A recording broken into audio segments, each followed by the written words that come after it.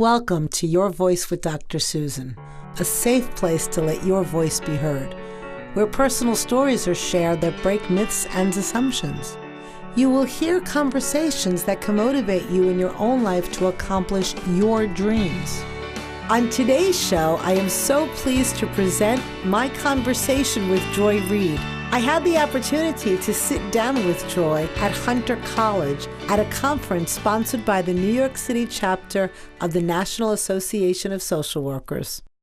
I am so thrilled and honored to be here with Joy. So thank you so much for joining us here. And you're going to be giving a speech soon, the keynote speaker. So welcome and thank you so much for being here. Thank you. Was really pleased to get the invitation. Always love to talk about the consequences of politics. I think it's so important and people don't think about it.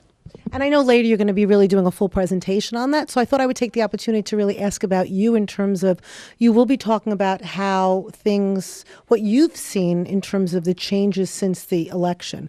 And one of the things I was wondering is what changed for you personally and professionally in terms of your passions and your interest in what you're actually covering now, and how did it change for you? Yeah. I mean, I think a lot of us that work in this business that are partly in the prognosticating business, we learned, as much as I am into data, I'm sort of obsessed with data, is that after the election, I've had to be less obsessed with data. Because what happened during the 2016 election is that the data and the sort of anecdotal evidence of what was happening were completely discontiguous. They weren't on this, they weren't aligned. And so I think those of us who were really fixated on the data really missed what was sort of the biggest underlying trend that was taking place in the U.S., which was this tremendous, really racial backlash to the Obama era and this consolidation of voting on the basis of race. And just we missed the trend that was going in one direction when we thought, because of the data, it was going in another. So I think becoming less reliant on data and more on what you're actually seeing and hearing is what's happened after the election. So are you talking more directly to people and really going out there and listening, or having them come in?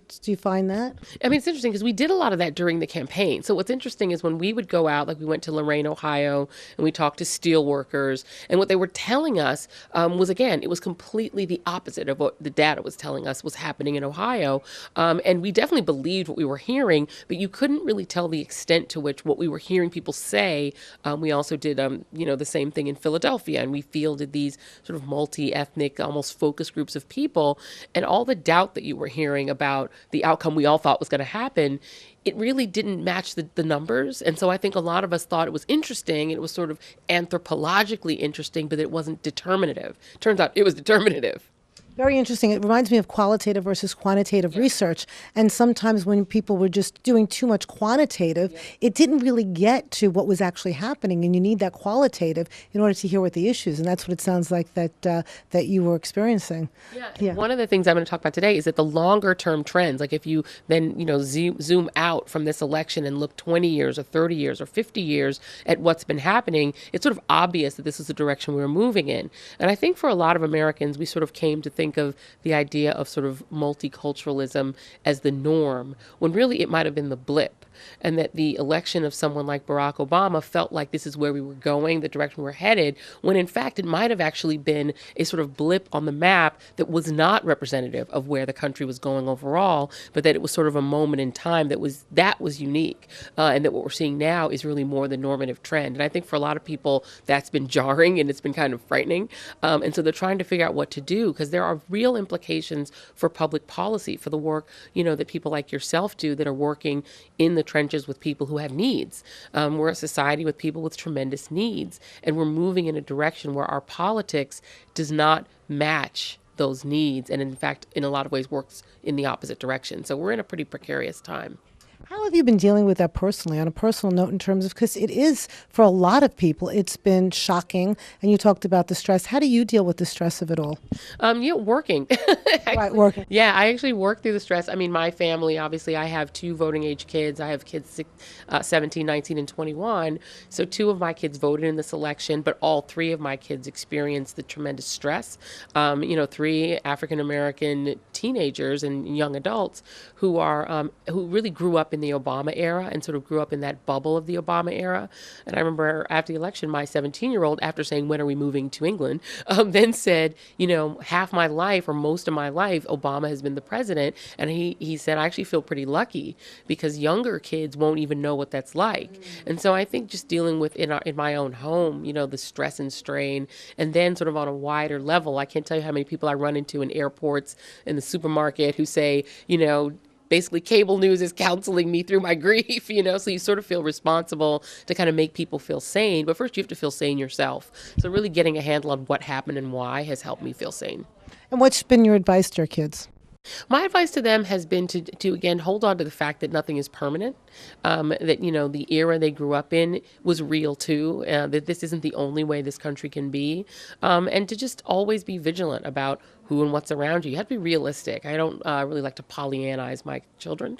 They know what the risks are out there. They are black children. I have 2 black boys, and they've grown up with the reality of Trayvon Martin. They've grown up with the reality of Michael Brown, who are kids their age. So they know very much what the risks are to their lives in this society. But they also know that there is an upside, that there is an Obama, that there are possibilities. So we try to give them a balance. My husband and I try to keep it balanced. We don't want it to be too dark and them to be too afraid, but we want them to be realistic. So we try to be honest. I know that you talk all the time and that you're talking, but is there anything that you could take that you think that you might want to be able to express that you don't really have the opportunity to do?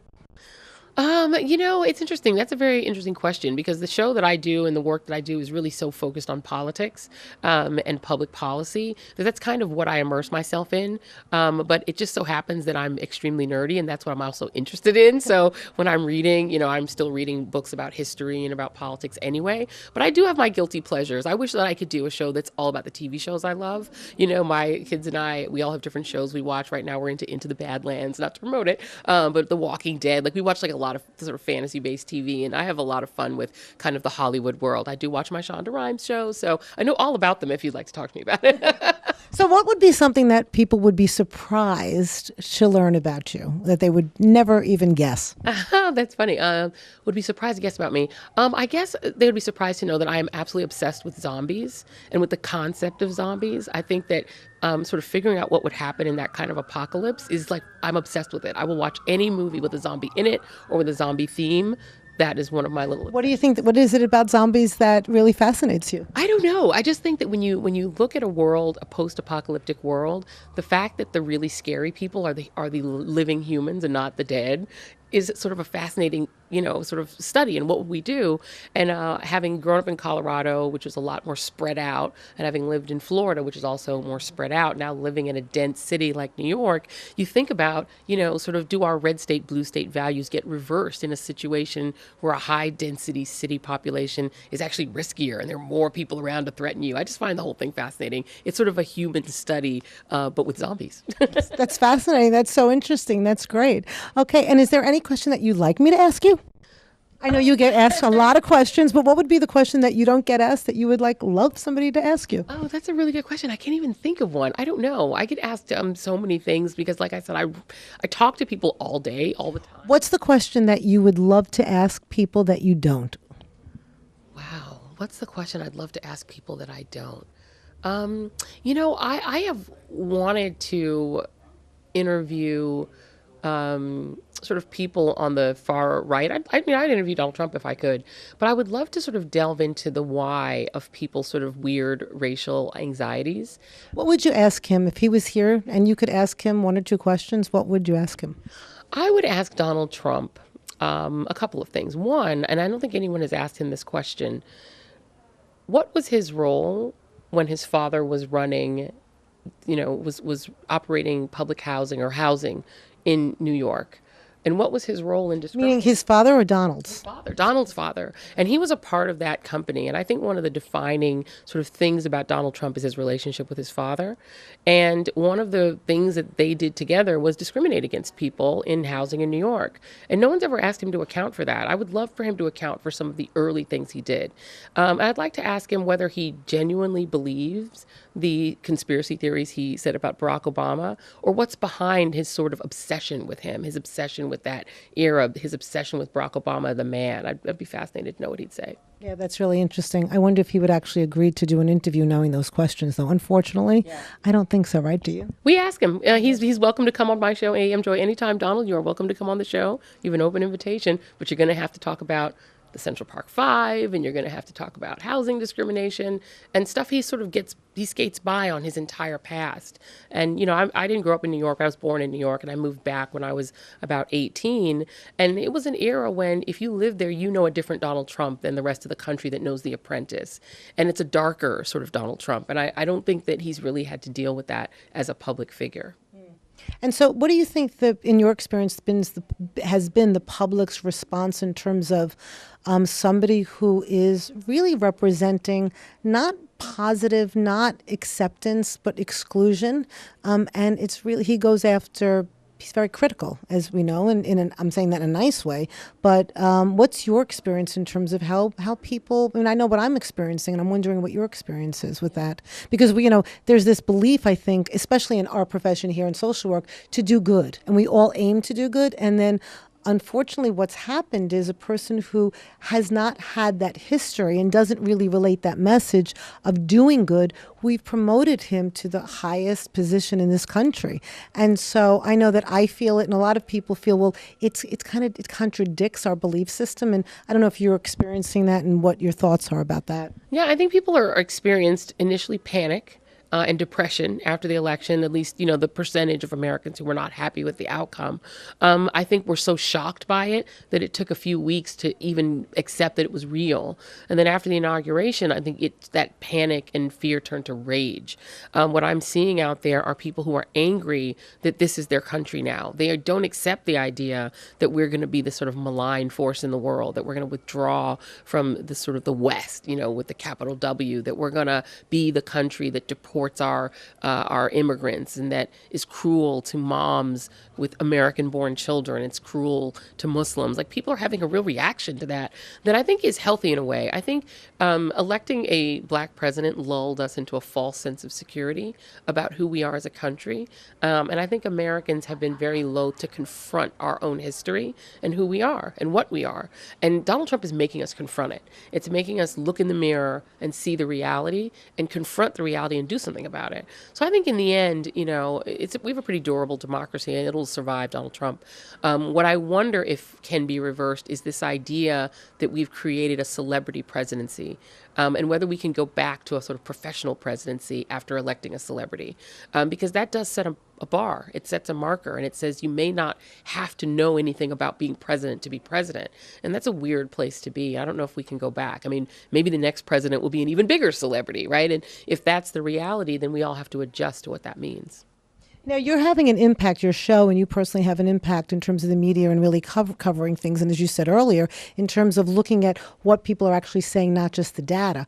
If you could send a message to the media, what would that be? What would you want to see more of happening in the media? I think the media has to, it sounds odd because media people are fairly cynical, but I think media people need to be more skeptical. There are certain tics that the media has that they don't seem to be able to help. There's this quest for normalcy. The media is like a sort of compass that's forcing itself north all the time. And media people want to find some way to make everything normal, to make every situation normal. But the example that I would give them is that, 10 years ago, Turkey was a normal democratic country. It was a country that got let into NATO because it was a normal democratic country. It's now an autocracy, a completely authoritarian state that jails journalists, that doesn't allow dissent, and that had an attempted coup. That can happen extremely quickly. My husband and I recently visited Cuba, a country that also used to be a totally democratic, open, free society that is not. And democracy is so tenuous, and Americans, I don't think, understand how tenuous it is. We have a false sense of security about our democracy, and the media is so, to me, unskeptical and so determined to normalize everything, including things like war, which shouldn't be normalized. It isn't normal to go to war, and people who've been warriors, who've been in the military know that. So I'm worried that the media is going to try so hard to make all of this normal that we will quietly sort of walk into an autocratic system and wake up and wonder what happened. Well, hopefully, like your show, my show, we won't allow that to happen. Is there anything else that you want to add in terms of today's the Social Work Day? What kind of message, and I know you're going to be speaking soon, but what else would you want to take for social workers to take away from your presentation today? Well, I mean, there's no greater calling than helping other people. I just talk on TV. You talk on TV, but you also have a whole career of helping people. It's the most important thing that you can do. I think there's a great calling involved in it. So I'm really just honored to be here. And I in a way sort of envy the sort of ability to get feedback from real advancement that you can make in someone's lives of people who do things like social work. Social work is really what Dr. King did. It's working with individual people to try to improve their real lives. I can talk about the theory and sort of the politics and the underlying sort of direction we're going in a big picture, but I don't help an individual on an individual basis. I want to challenge you on that. I don't know. I think you do through the lens, because I think a lot of people that watch your show are actually, and what you talk about actually helps them individually. So I think you are doing it. I really do. I think that you're doing it, and that's what media does. And I think, I want to thank you for your show and thank you for being here today, but you're doing it. You're also doing a form of social work. Well, thank you. Yeah, I really believe that. Well, So thank I you. appreciate that. Yeah. Thank you very much. Thank you. Is there anything else you want to add? Thank you for having me. Thank you so much. It's been great. Thank you. Wonderful. Thank you. Thank you.